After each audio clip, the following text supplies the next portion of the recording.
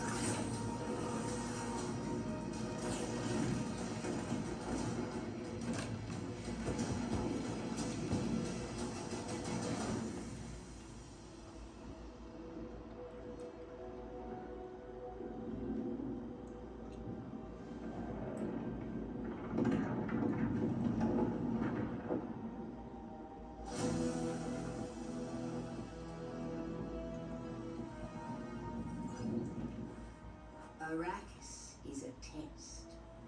Few survive it. But the humans that do awaken.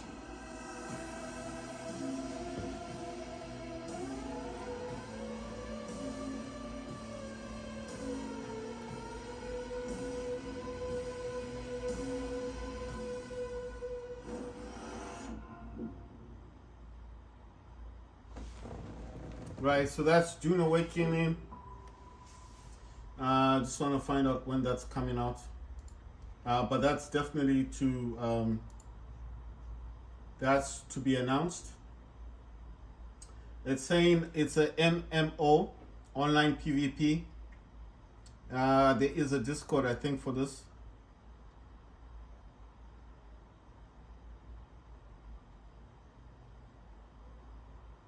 It seems more like a third-person type game. It does say a 64-bit processor. It just says TBA to be announced. So, I mean, it looks like a 3D type game if you're looking at this. It also looks like there's a bit of crafting involved in this. I don't know if it's crafting. It looks like the whole building's changing. Just looks a bit odd. And this thing here, it does look like 3D. See that? He's moving around with a flame torch, flamethrower, and he's able to control it. I mean, I've never played an MMO before, so I don't really know much about them. Right, it's saying this game is gonna be sold for $29.50. Right, I need to write this down. Like I said, I'm writing all the games down that I'm actually putting here. Right, it says buy Dune. Wait, this is buy Dune Spice Wars. Add to cart. I don't get this. Okay, real-time strategy game from the developers of the critically acclaimed Northgard, set in Frank. Right, set in Frank Herbert's groundbreaking Dune universe. You must lead your faction and battle for control and dominance over the harsh desert planet of Arrakis.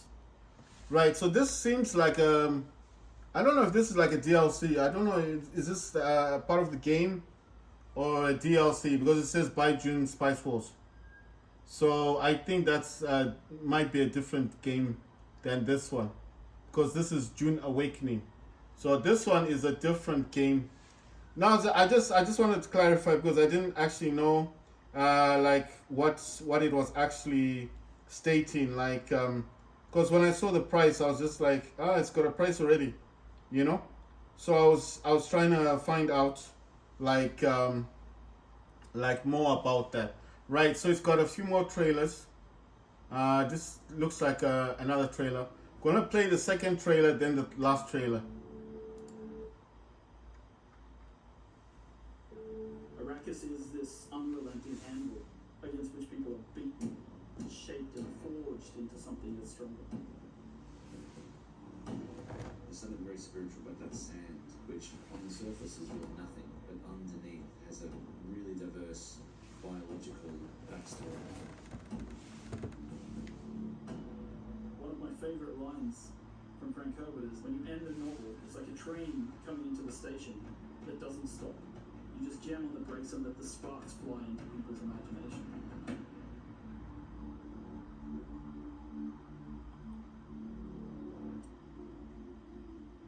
Arrakis is a test, is what the Fremen say. And the player comes right into the heart of that test. Dune Awakening is a survival game at the base level. And it begins like a traditional survival game, you know, like you're looking for water, you're looking for shelter. You know, where will you find water in the desert? Will you take it from others? So when we talk about survival, sure, we start with the basic kind of survival, survive. And then when you survive long enough, it's now time to think about political survival and how you progress within the universe. The approach we take when building a world like Arrakis is we kind of have to think about where are the stark lines and how do we draw these epic spaces? How do we make them feel huge and the player feels dwarfed by everything they see around them? The intention was every time we saw the desert, it was highly brutal, and if you went out into the desert without the right protection and without the right knowledge, then it was sure death. If we looked at references from some of the hottest deserts in the world, the visuals that we saw from those deserts weren't enough. We needed this world to be even harsher. So we've been working with Legendary since the very beginning. They've been very generous with sharing with us assets from the film and allowing us to see things from the film and allowing us to really understand the vision that Denis Villeneuve has for the world and his characters and the way he's grounding Arrakis. But of course, a game is a much larger scale, so we need to expand upon that vision. We have our own army of concept artists who are sending things back and forth with Legendary all the time. One of my best moments on this project so far actually was I got to go and visit the set of the first film with a group of the people from Funcom, the art directors, the lead artists, and we got to walk around in the actual sets that they had built in classic old school set building, massive palaces, and we got to look at the ornithopters from the inside and the outside, right? We got to walk around them and get a sense of their scale. Well, I think what they had done really well is they've been quite inspired by the world that we had built in Dune Part 1. You know, in a film, you're sort of led on the journey by the director and by the script, whereas in a game, you have the opportunity to sort of create your own narrative and create your own journey. The most exciting aspect for me is the fact that you can take what you've enjoyed and loved and you can build your own stories and your own places, and that to me is the ultimate goal, is to have, you know, complete control. Using Unreal 5 to create a game is obviously one of the better choices. Unreal 5 gives us flexibility through the blueprinting system. It allows us to handle amazing graphics through the rendering system, the lighting system such as Lumen. Lumen technology allows proper light bouncing. If I had to say one thing in the game that really benefits from Lumen, it's player crafted spaces. In our case, it's like you build a room and you place a window, and the window lets in natural light, and the light will fill the room in a way that feels real. And that technology hasn't existed before. Before Unreal 5, in the olden days, you had to use what we call LOD system. And that meant that you had to create assets at different LOD levels, so it doesn't slow down everybody's computer. With Unreal 5, we have this new technology called nanite that breaks things down into the right amount of polygons at the right distance. So for us, as a company, this has made an amazing difference to the visual detail of the world. It allows us to create one really amazing looking cliff piece, for example, and then doesn't matter how far away or how close we place it, it performs well and it looks great. Where Unreal worked for us on Dune was that it was a fantastic pre-production and planning tool. On Dune Part 2, we had some very complicated scenes, and we were able to previs all the way from Budapest what the light was going to be doing well in advance. It's the only tool that I've used, I would say, in my 25 years of shooting that is able to be used across a wide spectrum of films. The most iconic creature in the Dune universe is the sandworm of Arrakis. And so we've tried to represent this in the game in multiple ways. So as a player, your first steps on the open sand, you hear the hiss of the sand in the distance as the sandworm begins to move towards you. And when it gets close, you hear the roar as it erupts from the sand nearby. And at that point, you have only seconds to live if you cannot make it to rocky ground. So this is your first experience with sandworms. And these are the little ones. When you go into the deep desert, when you're harvesting spice, the giant ring-mouth sandworms that we've seen in the film will erupt underneath the spice bowls and suck harvesters and equipment down into the sand beneath them. There's really only one rule. The sandworm will always come. Humans have always had this innate drive to create something, beginning with survival open with the films that they see from Villeneuve. And so we need to create the gap between those two possibilities.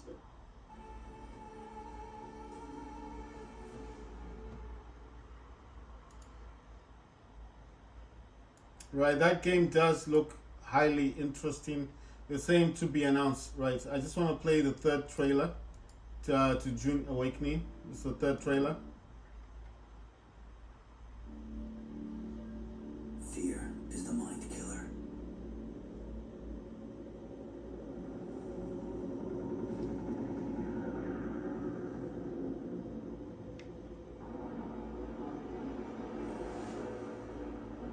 Fear is the little death that brings total obliteration.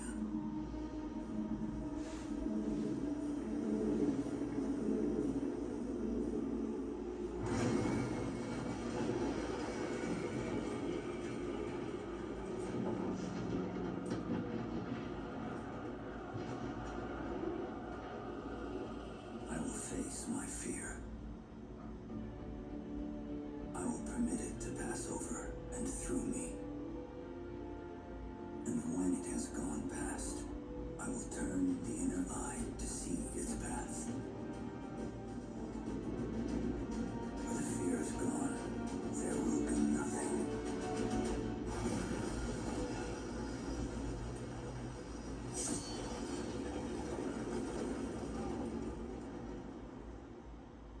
Only I will remain.